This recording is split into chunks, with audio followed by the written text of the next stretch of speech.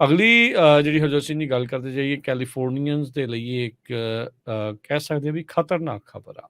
ਪੰਜਾਂ ਦੇ ਵਿੱਚੋਂ ਇੱਕ ਮੌਤ ਕੈਲੀਫੋਰਨੀਆ ਦੇ ਵਿੱਚ ਜਿਹੜੇ ਨੌਜਵਾਨਾਂ ਦੀ ਹੋ ਰਹੀ ਆ, ਉਹ ਫੈਂਟਨਲ ਦੇ ਨਾਲ ਕਹਿੰਦੇ ਜੋੜ ਕੇ ਦੇਖੀ ਜਾ ਸਕਦੀ ਆ।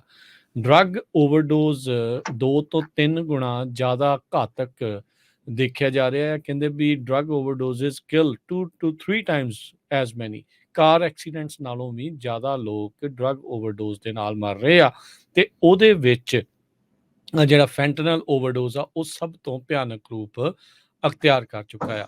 15 ਤੋਂ 24 ਸਾਲ ਦੇ ਜਿਹੜੇ ਟੀਨੇਜਰਸ ਤੋਂ ਜਿਹੜੇ ਨਿਆਣੇ ਆ, ਨੌਜਵਾਨ ਆ ਕੈਲੀਫੋਰਨੀਆ ਦੇ ਵਿੱਚ, ਉਹਨਾਂ ਦੇ ਵਿੱਚੋਂ ਪੰਜਾਂ ਚੋਂ ਇੱਕ ਜਣਾ ਓਵਰਡੋਜ਼ ਦੇ ਨਾਲ ਮਰ ਰਿਹਾ ਹੈਗਾ। ਉਧਰ ਸੈਨ ਫਰਾਂਸਿਸਕੋ ਦੇ ਵਿੱਚ 3 ਮਹੀਨਿਆਂ ਦੇ ਵਿੱਚ 200 ਤੋਂ ਵੱਧ ਲੋਕ ਇਸ ਟਾਈਮ ਓਵਰਡੋਜ਼ ਦੇ ਨਾਲ ਮਰ ਚੁੱਕੇ ਆ।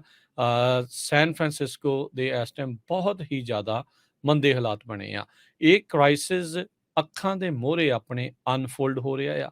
ਵੱਡੇ ਵੱਡੇ ਸ਼ਹਿਰ ਜਿਹੜੇ ਸੈਨ ਫਰਾਂਸਿਸਕੋ ਤੋਂ ਲੈ ਕੇ LA ਤੋਂ ਲੈ ਕੇ ਇਹ ਪਿੰਡਾਂ ਤੱਕ ਇਸਨੇ ਆਪਣੇ ਪੈਰ ਸ਼ੈਤਾਨੀ ਪੈਰ ਜਿਹੜੇ ਆ ਉਹ ਪਸਾਰ ਰਹੇ ਹੈਗੇ ਆ। ਗਵਰਨਰ ਨਿਊਸਮ ਨੇ ਪ੍ਰਪੋਜ਼ ਕੀਤਾ ਆ ਵੀ ਉਹ ਐਡੀਸ਼ਨਲੀ $172 ਮਿਲੀਅਨ ਹੋਰ ਸਪੈਂਡ ਕਰਨਗੇ, ਜਿਸ ਦੇ ਵਿੱਚ ਨੈਕਸੋਲੋਨ ਜਿਹੜੀ ਓਵਰਡੋਜ਼ ਦੀ ਇੱਕ ਮੈਡੀਕੇਸ਼ਨ ਆ, ਉਸ ਦੇ ਉੱਤੇ ਸਪੈਂਡ ਕੀਤੇ ਜਾਣਗੇ ਤਾਂ ਜੋ ਓਵਰਡੋਜ਼ ਹੋ ਰਹੇ ਲੋਕਾਂ ਨੂੰ ਬਚਾਇਆ ਜਾ ਸਕੇ।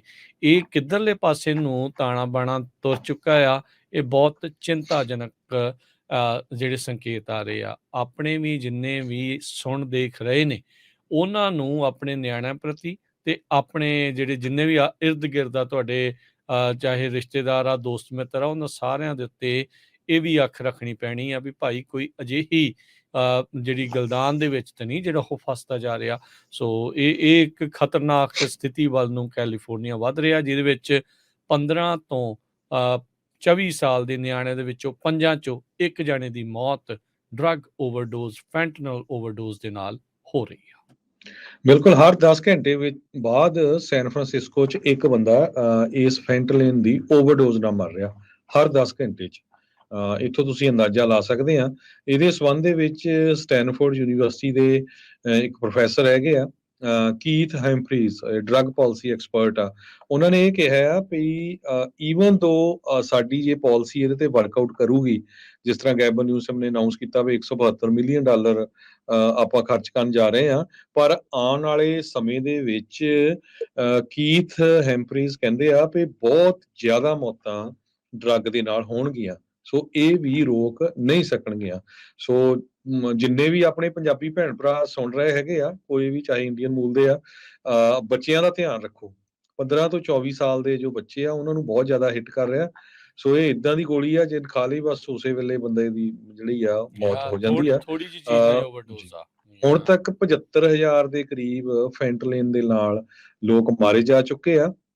ਇਸ ਮਸਲੇ ਨੂੰ ਲੈ ਕੇ ਜਿਹੜੀਆਂ ਸਾਡੀਆਂ USA ਦੀਆਂ ਕਈ ਏਜੰਸੀਜ਼ ਆ, ਉਹ ਮੈਕਸੀਕੋ ਦੀਆਂ ਏਜੰਸੀ ਦੇ ਨਾਲ ਫਾਈਟ ਵੀ ਕਰ ਚੁੱਕੀਆਂ ਵੀ ਕਿਸੇ ਟਾਈਮ ਤੇ ਇਹ ਵੀ ਸਟੇਟਮੈਂਟਸ ਦਿੱਤੀਆਂ ਵੀ ਸਾਨੂੰ ਮੈਕਸੀਕੋ ਨੂੰ ਟੇਕ ਓਵਰ ਕਰ ਲੈਣਾ ਚਾਹੀਦਾ, ਕਿਉਂਕਿ ਇੰਡੀਆ ਤੇ ਚਾਈਨਾ ਤੋਂ ਸਾਰਾ ਮਟੀਰੀਅਲ ਮੈਕਸੀਕੋ ਆ ਰਿਹਾ, ਤੇ ਮੈਕਸੀਕੋ ਦੇ ਵਿੱਚ ਜਿਹੜੀਆਂ ਲੈਬਸ ਆ ਉਹ ਸੈਟਅਪ ਕੀਤੀਆਂ ਆ, ਉਹਨਾਂ ਲੈਬਸ ਦੇ ਉੱਤੇ ਹੀ ਇਹ ਫੈਂਟਲਿਨ ਦੀਆਂ ਗੋਲੀਆਂ ਬਣਦੀਆਂ, ਤੇ ਉਹ ਤੋਂ ਬਾਅਦ ਇਹ USA ਤੇ ਕੈਨੇਡਾ ਦੇ ਵਿੱਚ ਡਿਸਟ੍ਰੀਬਿਊਟ ਕੀਤੀਆਂ ਜਾਂਦੀਆਂ। ਇਹ ਗਲੋਬਲ ਇਸ ਟਾਈਮ ਜਿਹੜਾ ਆ ਹਰਜੋਤ ਸਿੰਘ ਜੀ ਮਸਲਾ ਬਣ ਚੁੱਕਾ ਆ। ਫੈਂਟਨਲ ਨੇ ਬਹੁਤ ਬੁਰੇ ਤਰੀਕੇ ਦੇ ਨਾਲ ਲੋਕਾਂ ਨੂੰ ਇਸ ਟਾਈਮ ਭੇਜ ਦਿੱਤਾ ਆ। ਆਪਣੇ ਗੁਆਂਢੀ ਮੁਲਕ ਜਿਹੜੇ ਕੈਨੇਡਾ ਦੀ ਗੱਲ ਕਰ ਰਹੇ ਆ, ਉਹਦੇ ਵਿੱਚ ਵੀ ਦੇਖੋ ਆਪਣੇ ਫੀਮ ਡੋਡੇ ਤਾਂ ਉਹ ਪਹਿਲਾਂ ਹੀ ਤੇਜ਼ ਹੋ ਰਹੇ ਆ, ਤੇ ਉਹਦੇ ਵਿੱਚ ਕਹਿੰਦੇ ਹੁਣ ਇਦਾਂ ਦੀਆਂ ਚੀਜ਼ਾਂ ਦੀਆਂ ਮਿਲਾਵਟਾਂ ਕਰਕੇ ਉਧਰਲੇ ਪਾਸੇ ਨੂੰ ਪਹੁੰਚ ਰਿਹਾ ਆ।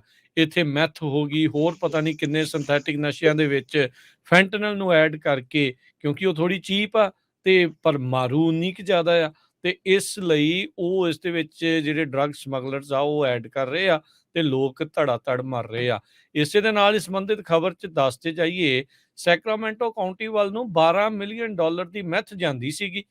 ਟਲੈਰੀ ਕਾਉਂਟੀ ਦੇ ਵਿੱਚ ਉਸ ਨੂੰ ਫੜਿਆ ਗਿਆ। 9 ਮਹੀਨੇ ਦੀ ਇਨਵੈਸਟੀਗੇਸ਼ਨ ਤੋਂ ਬਾਅਦ 'ਚ ਕਈ ਏਜੰਸੀਆਂ ਨੇ ਇਸ ਦੇ ਵਿੱਚ ਜਿਹੜਾ ਆ ਇਹ ਹਿੱਸਾ ਲਿਆ, ਤੇ 1000 ਪਾਉਂਡ ਤੋਂ ਵੱਧ ਜਿਹੜੀ ਕ੍ਰਿਸਟਲ ਮੈਥ, ਉਸ ਦੇ ਨਾਲ 14 ਜਿਹੜੇ ਹਥਿਆਰ ਤੇ $50,000 ਨਕਦੀ ਜਿਹੜਾ ਆ ਉਹਨਾਂ ਨੇ ਫੜਿਆ ਆ। 2 ਮੈਥ ਦੀਆਂ ਕਨਵਰਜਨ ਲੈਬਸ ਵੀ, ਜਿਸ ਵਿੱਚ 55 ਗੈਲਨ ਦੇ ਜਿਹੜੇ ਡਰਮ ਲੱਗੇ ਸੀ, ਜਿਸ ਵਿੱਚ ਕੁੱਲ 4000 ਪਾਊਂਡ ਲਿਕੁਇਡ ਮੈਥ ਕਨਵਰਟ ਕਰਕੇ ਲਿਆਂਦੀ ਜਾ ਰਹੀ ਸੀ, ਇੱਥੇ ਬਣਾਈ ਜਾ ਰਹੀ ਸੀ, ਉਹਨਾਂ ਨੂੰ ਵੀ ਬਸਟ ਕੀਤਾ ਆ। ਮੈਕਸੀਕੋ ਤੋਂ ਨਾਰਕੋਟਿਕਸ ਆ ਰਹੇ ਆ, ਕੈਲੀਫੋਰਨੀਆ ਦੇ ਵਿੱਚ ਟਲੈਰੀ ਕਾਉਂਟੀ ਦੇ ਵਿੱਚ ਇਹ ਪਹੁੰਚੇ ਤੇ ਫਿਰ ਇਹ ਸੈਕਰਾਮੈਂਟੋ ਤੇ ਨਦਰਨ ਜਿਹੜੇ ਕੈਲੀਫੋਰਨੀਆ ਦੇ ਇਲਾਕੇ ਦੇ ਵਿੱਚ ਜਾ ਰਹੇ ਸੀਗੇ।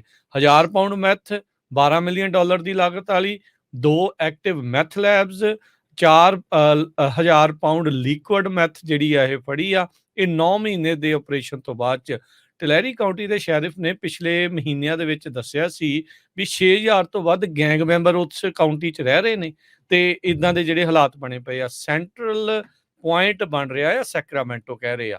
ਕਹਿੰਦੇ ਵੀ ਇੱਕ ਹਿਸਾਬ ਦੇ ਨਾਲ ਜਿੱਥੋਂ ਡਿਵਾਈਡ ਕੀਤਾ ਜਾਂਦਾ ਆ, ਜਿੱਥੋਂ ਮੁਲਕ ਦੇ ਵਿੱਚ ਜਾਂ ਸੂਬੇ ਦੇ ਵਿੱਚ ਵੱਖ-ਵੱਖ ਥਾਵਾਂ ਦੇ ਉੱਤੇ ਡਰੱਗ ਘੱਲੀ ਜਾ ਰਹੀ ਆ, ਸੈਕਰਾਮੈਂਟੋ ਸੈਂਟਰਲੀ ਲੋਕੇਟਡ ਆ। 99 580 ਇਹ ਕਹਿੰਦੇ ਵੀ ਉੱਥੇ ਜੁੜਿਆ ਤੇ ਕੋਰੀਡੋਰ ਬਣ ਚੁੱਕੇ ਨੇ ਇਸ ਟਾਈਮ ਇਲੀਗਲ ਡਰੱਗ ਸਮਗਲਿੰਗ ਦੇ।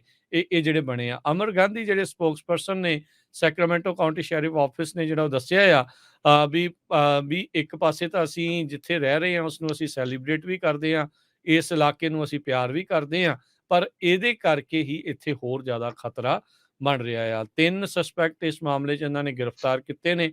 ਫ੍ਰੈਜ਼ਨੋ ਕਾਉਂਟੀ ਜੇਲ੍ਹ 'ਚ ਇਹਨਾਂ ਨੂੰ ਘੱਲਿਆ ਆ। ਅਰਮਾਂਡੋ ਰੋਜ਼ਾਲਿਸ ਗੋਨਜ਼ਾਲਸ 35 ਸਾਲਾਂ ਦਾ ਟਲੈਰੀ ਤੋਂ, ਰਗੀਲੀਓ ਸੈਨੀਸਰਸ ਫਲੋਰਸ 37 ਸਾਲਾਂ ਦਾ ਹਲਿਸਕੋ ਮੈਕਸੀਕੋ ਤੋਂ, ਤੇ ਕਾਰਲਸ ਬੋਬਡੀਲਾ 39 ਸਾਲਾਂ ਦਾ ਟਲੈਰੀ ਤੋਂ। ਇਹਨਾਂ ਸਾਰਿਆਂ ਦੇ ਉੱਤੇ ਫੈਡਰਲ ਚਾਰजेस ਜਿਹੜੇ ਆ ਉਹ ਲੱਗਣਗੇ। ਸੋ $12 ਮਿਲੀਅਨ ਦੀ ਮੈਥ ਟਲੈਰੀ ਤੋਂ ਸੈਕਰਾਮੈਂਟੋ ਨੂੰ ਜਾ ਰਹੀ ਸੀ, ਜਿਹੜੀ ਇਹਨਾਂ ਨੇ ਇਵੈਂਚੁਅਲੀ ਅੱਜ ਫੜੀ ਹੈਗੀ ਆ। ਬਿਲਕੁਲ, ਇਹ ਸਾਰਿਆਂ ਨੂੰ ਫ੍ਰਿਜ਼ਨੋ ਕਾਉਂਟੀ ਜੇਲ੍ਹ 'ਚ ਪਾਇਆ ਗਿਆ ਹੈ। ਸੋ ਕੈਲੀਫੋਰਨੀਆ ਦੀਆਂ ਸਾਰੀਆਂ ਏਜੰਸੀਆਂ ਬਹੁਤ ਐਕਟਿਵ ਹੋਈਆਂ ਪਿਛਲੇ ਕੁਝ ਮਹੀਨਿਆਂ ਤੋਂ।